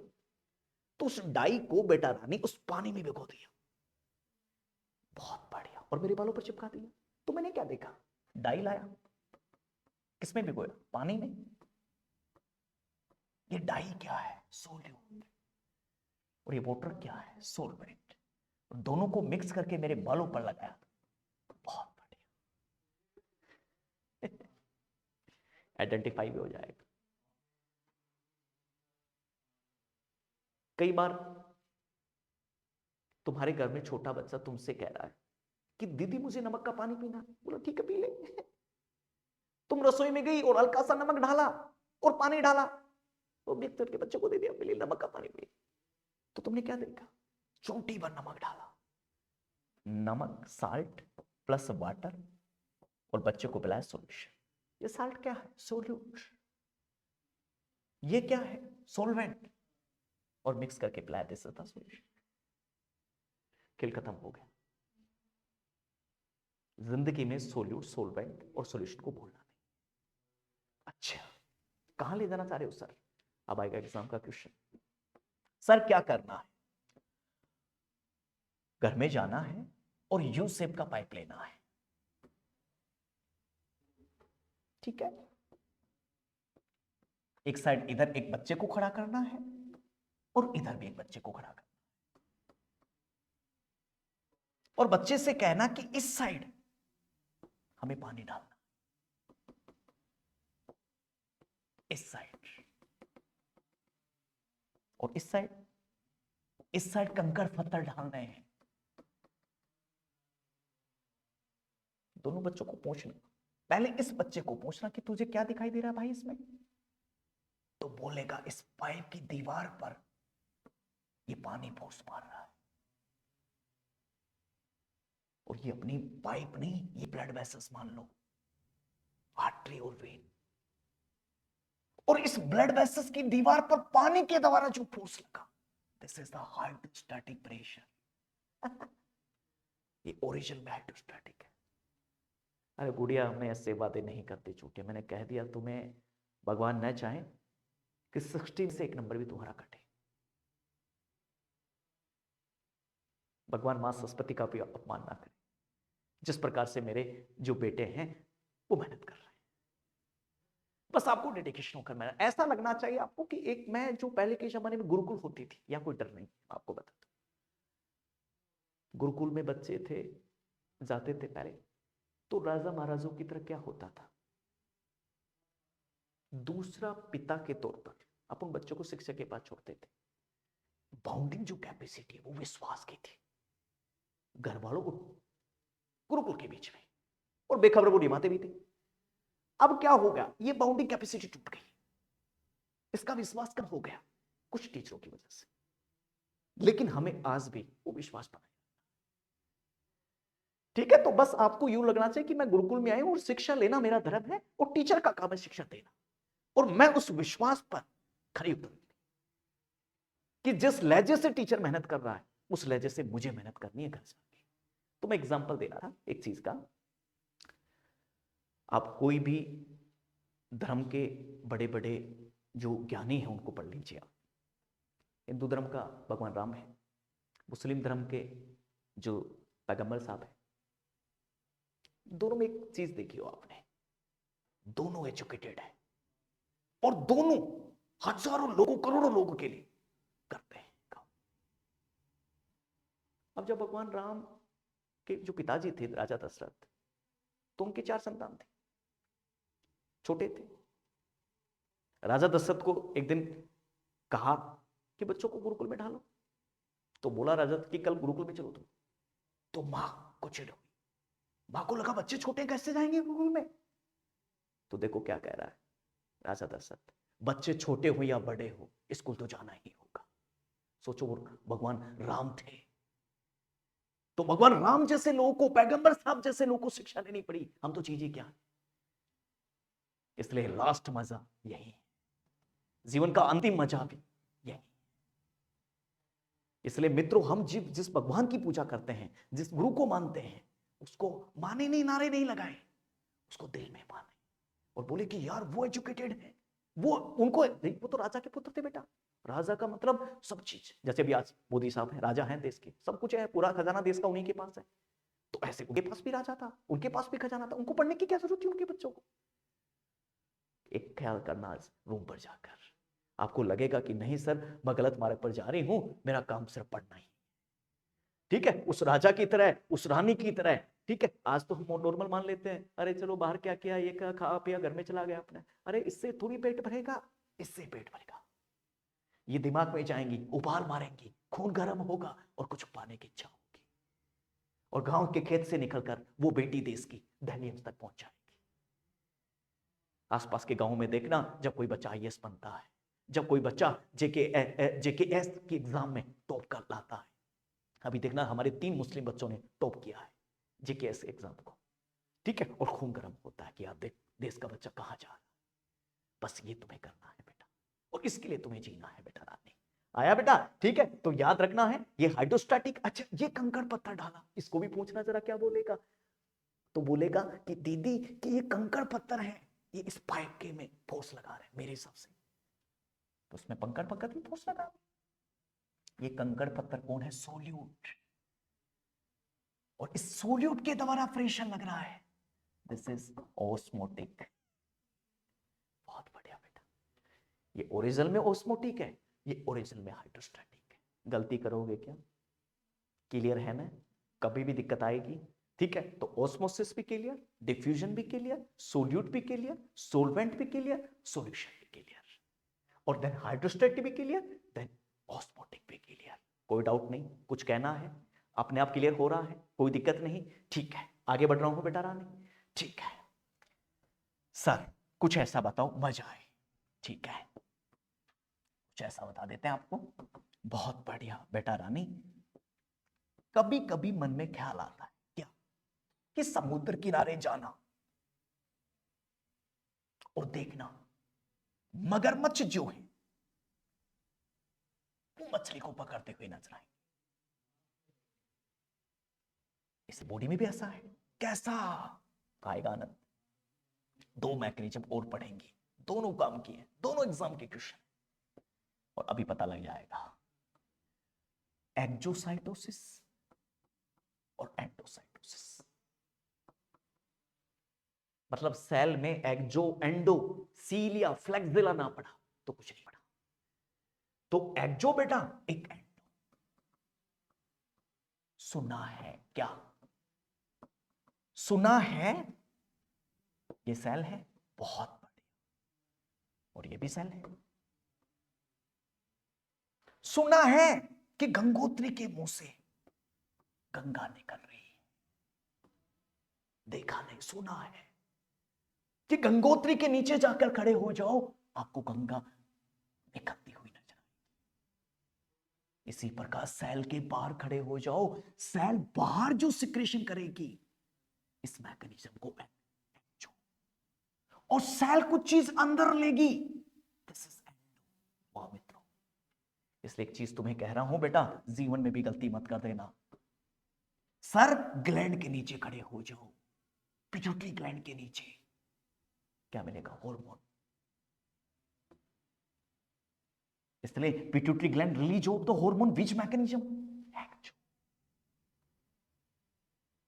सेल, देखो सेल रिलीज कर रही है बेटा। जीआई ग्लैंड के नीचे खड़े हो जाओ, जीआई की ग्लैंड क्या रिलीज करे? Enzyme, trypsin, amylase, lipase, chymotrypsin. GIT की gland which is example of actual. और न्यूरॉन सेल के नीचे खड़े हो जाओ, उस भिखारी की तरह कटोरा लेंगे, तुम्हें क्या मिलेगा? Neurotransmitter, like is dopamine, like is serotonin, like is 5-HT, like is GABA। Example, ये एग्जाम होगी। Neurotransmitter release by the mechanism, hormone release by the mechanism, enzyme release by the mechanism. बोलो बेटा, बोलोगी? ओके, वेरी गुड, बहुत बढ़िया।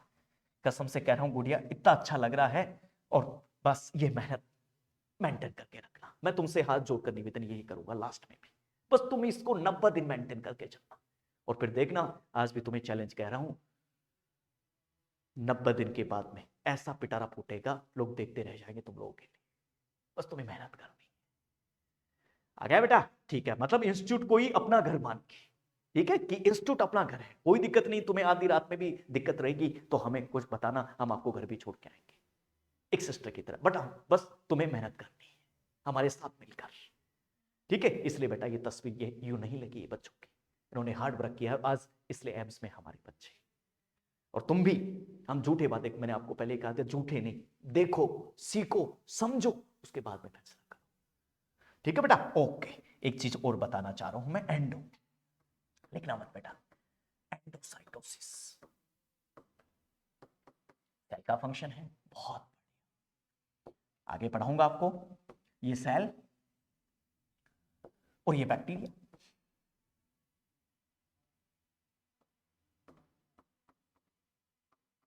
और ये मान लीजिए WBC है, तो WBC देखती बैक्टीरिया को बुलाएगी कि मेरे पे आ जा, और बैक्टीरिया बह जाएगा, इसके चक्कर में आ जाएगा, और जैसे ही चक्कर में आएगा बैक्टीरिया को खा जाएगी, जैसे आपके मगरमच्छ मछली को खा रहा था। और ये खाना, और ओरिजिन में खाना फैगोसाइटोसिस। इसलिए एग्जामिनर क्या कहेगा? एग्जामिनर कहेगा बहुत बढ़िया, इधर देखो मित्रों, फैगोसाइटोसिस और पिनोसाइटोसिस। वाह, ये दो एग्जाम के क्वेश्चन है। फैगोसाइटोसिस का मतलब सॉलिड सब्सटेंसेस को खा गया, दिस इज अ फैगो। और पीनो से पीना, पी गया, किसको? पानी को, पानी, लिक्विड, लिक्विड सब्सटेंसेस को खाना, दिस इज पीनो। वाह, और दोनों एग्जाम्पल, ये आपका एग्जाम होगा, तो एग्जाम में डायरेक्ट क्वेश्चन आएगा, pinocytosis example of the which mechanism? Endo. Phagocytosis example of the which mechanism? Endo. Tension नहीं आया? लिखा दो बेटा, ठीक है? तो नीचे चलिए, हेडिंग डालिए। सबसे पहले सेल मेम्ब्रेन पढ़ रही थी बेटा, हेडिंग थोड़ी लगाई थी सेल मेम्ब्रेन की, लगाई थी? अच्छा, उसमें फोस्फोलिपिड लिख लिया था? फोस्फोलिपिड का कितना, ये तो लिख दिया ना, फंक्शन भी लिख दिया था बेटा, तीन लिखा होगा आपने नॉर्मली, ट्रांसपोर्टेशन, है ना। सबसे पहले फंक्शन लिखिए ट्रांसपोर्टेशन। बहुत बढ़िया बेटा, आनंद आ रहा है कि नहीं आ रहा? ट्रांसपोर्टेशन, बहुत बढ़िया। और ट्रांसपोर्टेशन लिखकर पहले तीन बात को क्लियर करो, नहीं पहले सोल्यूट को, फिर मॉलिक्यूल्स क्लियर अपने आप हो जाएंगे। पहले सोल्यूट, सॉल्वेंट और सॉल्यूशन पढ़ाओ। तीन चीज ऐसे लिखना बेटा जी, सोल्यूट, बहुत बढ़िया बेटा जी। सोल्यूट में लिखना बेटा जिसकी क्वांटिटी कम है, जिसकी मात्रा कम है। सोल्वेंट जिसकी मात्रा ज्यादा है बेटा, क्वांटिटी ज्यादा है जिसकी, सोल्वेंट। और सॉल्यूशन, दोनों को मिक्स कर दिया, दिस इज द सॉल्यूशन। फिर एक एग्जांपल लिख लीजिए और उससे आप क्लियर कर लीजिए। एग्जांपल मैं आपको लिखा देता हूं और वहां से आपको क्लियर करवा देता हूं। आ गया बेटा? ठीक है, ओके। चलो अब एक एग्जांपल इसकी जस्ट नीचे लिख देना बेटा, ठीक है। जैसे डाई प्लस वाटर और बराबर सॉल्यूशन, नीचे लिखना बेटा जी। हाँ जी, एग्जांपल इसी में डाई के नीचे क्या आएगा बेटा? डाई कौन है? सोल्यूट। वाह, बहुत बढ़िया बेटा, वाह बेटा वाह। और ये हो गया सोलवेंट। लड़कियां तुम इतने दिन कहां थी भाई? सच बता रहा हूं, मुझे पीड़ा होती है। कहीं से भी तैयारी कर ली थी, बस तैयारी कर लेती। हम ये नहीं कहते हमसे ही तैयारी करती तो। और बराबर सॉल्यूशन आ गया बेटा, दोनों को मिक्स कर दिया, सॉल्यूशन हो गया। ठीक है, अब समझ जाएंगे, पहचान कर लेंगे अपने आप। जिसकी मात्रा कम है वो सोल्यूट, जिसकी मात्रा ज्यादा वो सोलवेंट, और दोनों को मिक्स किया बेटा। वेरी गुड, बहुत बढ़िया। चलो बेटा, ठीक है, ओके। नीचे आगे बढ़ो बेटा। सबसे पहले हेडिंग डिफ्यूजन। वाह भाई, तुम्हें रोज कम से कम 50 क्वेश्चन दे देंगे तुम्हारी मेहनत देख के। जो टॉपिक यहां पढ़ाएंगे, दिन एक दो दिन तो डेमो चल जाएगा, कल भी डेमो चला देंगे। फिर रोज तुम्हें जो टॉपिक पढ़ाया जाएगा उसके 50 क्वेश्चन दे देंगे। आपको जाकर घर में थ्योरी नहीं पढ़नी, थ्योरी तो यहीं क्लियर हो जाएगी, घर में जाके क्वेश्चन निकालने। क्योंकि जो पिछले एग्जाम में एम्स में किस टाइप के क्वेश्चन आए हैं, जेके वो में किस टाइप से, उनका सोल्यूशन देना। फिर भी तुम्हारे लिए एक चीज और दे रहे हैं कि उनमें कोई चीज 10-15 क्वेश्चन ना आए आपके पास, तो चिंता करने की जरूरत नहीं। 1 घंटा तुम्हारे लिए शाम को ऑनलाइन यूट्यूब पर क्लास चला देंगे, घर में ही देखना है। ये तो चलेगी अभी 3 घंटे की आपकी रोजाना, 1 घंटा तुम्हारा शाम का 8 बजे से ऑनलाइन लगा देंगे। तो ऑनलाइन उसमें क्वेश्चन तुम देते रहना, हम देखते रहेंगे, और फिर जो डाउट है वो क्लियर कराते रहेंगे। आ गया? ठीक है, कहने का मतलब हम तुम्हारे लिए इतने मुस्तैद से खड़े हैं, बस तुम्हें मेहनत करनी है। तुम्हें तो ये तुम्हें बस अभी 90 दिन पूरे 24 घंटे इसी में लगा रहना, और कोई काम ही नहीं अपना। आ गया बेटा? ठीक है, तो तुम्हारे लिए मैंने एक ही उपाय सोचा कि तुम्हारा जो डाउट है तो वो डाउट भी क्लियर हो जाएगा, और पूरी की पूरी चीजें हैं वो भी क्लियरिटी में आ जाएगी। आ गया बेटा? ठीक है, तो कोई भी बंदा पूछे तो आपको क्लियर कर दीजिए। अरे ठीक है बेटा, नीचे चलना। सबसे पहले डिफ्यूजन लिखना, डिफ्यूजन लिखना बेटा। बेसिक आपको पूरा वो देना है नॉर्मली। कोई भी चीज बेटा, अब थ्योरी नहीं लिखनी इसमें, अपने आप डायग्राम से क्लियर हो जाएगा। वाह, मतलब यहां लिखना कम है और समझना ज्यादा है। आ गया बेटा? तो डायग्राम से क्लियर कर देना। हाई कंसंट्रेशन से कोई भी चीज कहां जा रही है? लोअर कंसंट्रेशन की तरफ। वाह भाई बेटा जी, कोई भी मॉलिक्यूल, मॉलिक्यूल क्या होते हैं मैंने आपको पहले ही बता दिया है ना बेटा, इसको कहते हैं डिफ्यूजन। तो कोई भी चीज हायर कंसंट्रेशन से, यहां इतना लिख दीजिए बस, हायर जी, नहीं मेम्ब्रेन नहीं, ओनली नॉर्मल मेम्ब्रेन है, सेमी परमेबल नहीं, नॉर्मल है। और यहां है लोअर। ओस्मोसिस में फिर सेमी परमेबल को दर्शाना। आ गया बेटा? This is diffusion, clear? हाँ, अब ओस्मोसिस को लिखना आगे, उल्टा कर दीजिए जस्ट, हाँ बना दीजिए आप ऑस्मोसिस। अब देखो ये बार बार आएंगे बीच में, तो मैं नहीं समझाऊंगा बेटा अच्छे से, है ना? समझ में आ गया ना अच्छे से? मतलब आगे के लिए अपने को बेस तैयार कर रहे हैं आज। ठीक है, तो ये बेटा ऑस्मोसिस। ऑस्मोसिस में एक बात जरूर लिखना, सेमी परमेबल मेम्ब्रेन बीच में, और वही लोअर टू हायर, बस। हाँ वाह, हाँ यहां लिखना कम और समझना ज्यादा। और लिखने का तरीका भी बदलना है, बस ऐसे, ताकि समझ में आ गया, हाँ सर ये डिफ्यूजन है, ये ओस्मोसिस है सर, ये हाइड्रोस्टैटिक है सर, ये ओस्मोटिक है सर, बस ये सोल्यूट है सर, ये सोलवेंट है सर, ये मतलब आपको एक तोते की तरह जल्दी जल्दी बोलना है। आ गया बेटा? ठीक है, आज तो पहला दिन है इसलिए कोई बात नहीं है, लेकिन कल से आप अपने आप रूटीन पर आ जाएंगे। ये लिख ही दिया होगा देखो मेरे सामने, ओके चलो आगे। ठीक है, अब पाइप वाला बना के हाइड्रोस्टैटिक ओस्मोटिक को दर्शा दीजिए। वाह, ये दर्शाइए आराम से, बहुत बढ़िया बेटा, ये आपका दर्शाइए आराम से, यहां पर लिखना, बहुत बढ़िया। यहां पर भी इसमें पानी डाल रहे हैं, बहुत बढ़िया, और ये पानी के द्वारा प्रेशर लग रहा है। ये कंकड़ पत्थर कौन था? सोल्यूट। वाह वाह, और ये वाटर S2, ठीक है, ये सोल्यूट, और सोल्यूट कौन है ब्लड में? तो एल्बुमिन है बेटा, एल्बुमिन प्रोटीन के द्वारा प्रेशर लग रहा है, याद रखना, स्पेशल एग्जाम में पूछता है, ठीक है।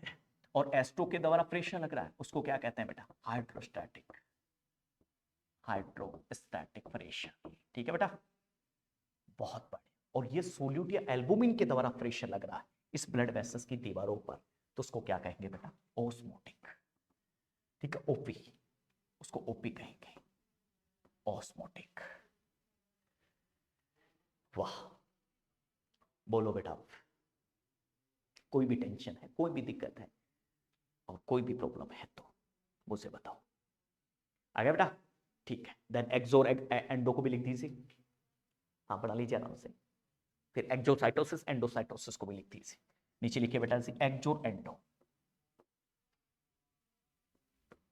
ये बनाइए एग्जांपल, बहुत बढ़िया अपना, यस, नीचे लिखिए यहां सेल बाहर जो कुछ रिलीज कर रही है वो क्या है बेटा? एक्सोसाइटोसिस। वाह, डायग्राम बना के दिखाइए उसको, एक्सोसाइटोसिस, ताकि लिखना कम पड़े, डायग्राम से चीजें क्लियर हो जाए, ठीक है। और दूसरी तरफ, हाँ पहले इसी को पूरा निपटाइए। एग्जाम्पल क्या है सर? एग्जाम्पल क्या है सर? अब देखिए, जो भी प्लांट सेल स्तरण कर रही है, प्लांट सेल भी सिक्रेशन करेगी, तो थ्रू द एक्सोसाइटोसिस, ठीक है। यहां पर एग्जाम्पल ह्यूमन बॉडी का लिखिए, यहां पर जो ग्लैंड है सर वो क्या रिलीज कर रही है? हार्मोन। इसलिए पिट्यूटरी ग्लैंड से जो हार्मोन आ रहे हैं वो किसका एग्जाम्पल है? एक्सोसाइटोसिस का। आ गया अपने आप? ठीक है, नीचे लिखना बेटा जीआईटी की ग्लैंड जो एंजाइम रिलीज कर रही है वो किसका एग्जाम्पल है? एक्सो का। और जो नर्व सेल है बेटा, न्यूरॉन सेल, वो भी रिलीज कर रही है दैट इज डोपामाइन, न्यूरोट्रांसमीटर, वो भी किसका एग्जाम्पल है बेटा? एक्सो का। तो नीचे लिखते जाए, एग्जाम्पल जरूर लिखना, हाँ मतलब कह रहा हूं बायोलॉजी में एग्जाम्पल काम में है, ठीक है, थोड़ी कोई काम में नहीं है, थोड़ी सिर्फ समझने के लिए चीज है, लेकिन एग्जाम्पल बहुत काम के, ठीक है। आगे प्लांट सेल भी पढ़ेंगे तो प्लांट के भी एग्जाम्पल बहुत जरूरी है। आ गया बेटा? यस, नीचे लिखना, हाँ हाँ एग्जाम्पल में देखो, पहले एक्सो लिखा दिया, एक्सो का मतलब तो क्लियर कर ही लिया, और एक्सो का मतलब सिंपल सी बात है, मैंने कहा सेल के बाहर सिक्रेशन हो रहा है, वो एक्सो है। चलो आगे, एग्जाम्पल पिट्यूटरी ग्लैंड हार्मोन को रिलीज कर रही है। दूसरा एग्जाम्पल है बेटा जीआईटी की जो सेल है वो रिलीज कर रही है बेटा एंजाइम, एंजाइम, वाह, एंजाइम बेटा जी, एंजाइम, ठीक है बेटा, जीआईटी की सेल। और नेक्स्ट लिखना बेटा जी बहुत इंपॉर्टेंट, एक तो ग्लैंड हो गई, एक जीआईटी की सेल हो गई, और तीसरे नंबर पर लिखना न्यूरॉन सेल, न्यूरॉन सेल, ठीक है। और न्यूरॉन सेल क्या रिलीज कर रही है? न्यूरोट्रांसमीटर। आगे पढ़ाऊंगा बेटा जबरदस्त न्यूरोट्रांसमीटर, ब्रेन जब नर्वस सिस्टम पढ़ेंगे, न्यूरोट्रांसमीटर। कभी गलती करोगे कि ईमानदारी से? आ गया? अब एंडो में भी लिख दीजिए, आगे बढ़ रहा हूं, ठीक है। नीचे लिखो एंडो में, एंडो का भी डायग्राम बनाइए सेल का, नीचे बनाइए एंडोसाइटोसिस, सेल की चीजें अंदर जा रही हैं, एंडोसाइटोसिस, उस मगरमच्छ की तरह, बहुत बढ़िया बेटा, एंडोसाइटोसिस उस मगरमच्छ की तरह, ठीक है। एंडोसाइटोसिस में लिखना बेटा एग्जांपल दो, फैगोसाइटोसिस और पीनो, नीचे लिखना फैगो और पीनो, फैगोसाइटोसिस और पीनोसाइटोसिस, गजब, पीनोसाइटोसिस लिखना मत 1%, हाँ सॉरी लिखना है लेकिन बोलना नहीं है 1% भी। फैगो के अंदर लिखना बेटा सोलिड जो सबस्टांसेस जो सोलिड है उनको हमने निगला है। सोलिड सबस्टांसेस उनको कहते हैं बेटा फैगो, सोलिड सबस्टांसेस। ठीक है, और याद रखना बेटा लिक्विड सबस्टांसेस को हमने निगला है तो कहना आपको पिनोसाइटोसिस। अब बोलो आ गया? अब देखो तुम्हारा एग्जामिनर क्या कर देगा, तुम एग्जामिनर का ऐसे कर दोगे ससुरा। आया? ठीक है, कोई टेंशन नहीं। कब आ गया? ठीक है, ऐसे हम बायोलॉजी को पूरा क्लियर करेंगे। ठीक है, कुछ नहीं, मतलब यहां घर जाने के बाद में पढ़ने की आवश्यकता नहीं आपको। मैंने सिंपल सी बात कह दी, कुछ भी नहीं करना, सिर्फ अब देखो यहां 1 घंटे में कई सारी चीजें क्लियर कर दी, लिखना नहीं। अब देखो बंद करता हूं, अब देखो रिपीट पर आओ अपने आप। मैंने आपको पूरा सिलेबस भी बताया बायोलॉजी का कि कितने नंबर कितने हैं, और आप पिछला पेपर कसम से भी भेज देंगे आपको मोहित सर, सेल या मोहित सर क्या भेजेंगे ऑनलाइन 1-2 दिन में लाइव क्लासेस में मैं शेयर कर दूंगा आपको। ठीक है, सेल स्ट्रक्चर के 4 नंबर के क्वेश्चन आने हैं वहां से। ठीक है, ओके। अब देखो मैंने क्या कहा, एरोक्राइड का कोई टेंशन नहीं, एटम का कोई टेंशन नहीं, वाह। कैनाइन और एनाइन में कोई टेंशन नहीं, जबरदस्त क्लियर करा दिया। ठीक है, ओके, ये तो कल पढ़ेंगे आप। देखो ऑस्मोसिस डिफ्यूजन में कोई दिक्कत? ठीक है, वेरी गुड, ये भी कहा। हाइड्रोस्टैटिक कहा था मैंने, बहुत इंपॉर्टेंट होगा। हाइड्रोस्टैटिक में आज के बाद में दिक्कत ही नहीं करना कि क्या एक्चुअली हाइड्रोस्टैटिक क्या है। ठीक है, जो फ्लूइड के द्वारा, जो वाटर के द्वारा इस ब्लड वेसल्स पर प्रेशर लग रहा है, दिस इज हाइड्रोस्टैटिक। ठीक है, ओके। ये ऊपर देख लीजिए हाइड्रोस्टैटिक, नीचे देख लीजिए आप कैपिलरीज में। ये ऑस्मोटिक में भी कोई दिक्कत नहीं, ओके। ठीक है, आराम से ऑस्मोटिक प्रेशर, वही पाइप बनाया, सैप दिखा के तुम्हें बताई, ओके। एक ये तो आएगा भी, आया नहीं, सॉरी, एक्टिव पैसिव है, ये भी आएगा। बैक्टीरिया एग्जांपल दे रहा था, बैक्टीरिया के लिए नॉर्मल सैप दिखाई, ग्राम पॉजिटिव ग्राम नेगेटिव में अंतर बताया, जबरदस्त तरीके से समझाया। उसके साथ साथ कोकाई और मैंने बेसिलाई समझाया, उसके साथ साथ नॉर्मल सेल वॉल दिखाई और नॉर्मल सेल मेम्ब्रेन बताई, एनिमल सेल के स्पेशल। मैंने कहा था सेल वॉल और स्पेशल कल पढ़ेंगे, वैक्यूम क्या, क्रोमोप्लास्ट, बहुत बार क्वेश्चन आता है क्रोमोप्लास्ट का, कल सेल वॉल पढ़ेंगे अच्छे से। अब तो सेल मेम्ब्रेन ही पूरी नहीं हुई, ठीक है, कल जैसे आओगे तो सेल मेम्ब्रेन। रोबर्ट हुक दिखाया और पूरा समझाया रोबर्ट हुक के बारे में। ठीक है, ये प्लांट सेल थी, प्लांट सेल में इतना ही अंतर था, उसमें सेल वॉल है, और एनिमल सेल में सेल वॉल एब्सेंट होती है। बहुत जबरदस्त आपका टॉप लेवल का, प्रोक्योर्स और यूक्योर्स जिंदगी में नहीं बोलेंगे। आया? ऐसा पढ़ा दिया तुम लोगों को। ठीक है, उसके साथ साथ प्रोक्योर्स के एग्जाम्पल बहुत इंपॉर्टेंट। अब आपको एग्जाम क्या क्वेश्चन देगा, एग्जाम ये कहेगा जेके बोबी हो या दहलियंस हो कि सर जो बैक्टीरिया है वो एग्जाम्पल किसका है, प्रोक्योर्स का है यूक्योर्स का है, आंसर क्या देना है। देखो बायोलॉजी में एक चीज ध्यान रखना, चाहे बीएससी एंट्रेंस का एग्जाम दे रही हो चाहे नीट का एग्जाम्पल दे रही हो, बायोलॉजी में सबसे खतरनाक चीज है एक्सेप्ट अपवाद के क्वेश्चन, एग्जाम्पल के क्वेश्चन। आप पिछला पेपर उठा के देना, मैंने पिछला पेपर 2022 का उठाया, उसमें सबसे ज्यादा क्वेश्चन मिलेंगे एग्जाम्पल एग्जाम्पल एग्जाम्पल। तो आपको सीधा एक ही क्वेश्चन, छोटा क्वेश्चन तो छोटा होगा लेकिन उस पर फंसा देगा, तो आपको क्वेश्चन छोटा ही देगा, 1 नंबर का देगा कि बैक्टीरिया किस सेल का एग्जाम्पल है। अब याद होगा तो अपने आप बता दो, ठीक है। और फंगाई और एनिमल और प्लांट किसका एग्जाम्पल, यूकेरियोट, ठीक है बेटा। और एक सबसे अच्छी बात, इसलिए मैं ऑनलाइन क्लासेस के जो आज कम से कम हमारे साथ 15 बच्चे ऑनलाइन क्लासेस में जुड़ रहे हैं, उन सबसे भी मैं अपील करना चाहता हूं कि वो लगातार जीएनसी के प्लेटफॉर्म पर मेहनत करते रहे, देखते रहें, हमारे यूट्यूब चैनल को सब्सक्राइब करते रहें, ठीक है। और नेक्स्ट डेमो जो क्लास है बेटा वो भी जिसकी है, और आप इतने सारे लोग ऑनलाइन और ऑफलाइन दोनों लोग इतने सारे हमारे साथ जुड़े, इसके लिए मैं आपका बहुत बहुत धन्यवाद देता हूं, एक बार फिर नमस्कार करता हूं। आने वाले 2 या 3 दिन के बाद में हम एमसीक्यू क्लास भी शुरू करने जा रहे हैं, ठीक है। जैसे मैंने बताया कि जो प्रीवियस पेपर है जेके बोबी के और एम्स एंट्रेंस एग्जाम के, वो भी सोल्व आउट करवाने हैं।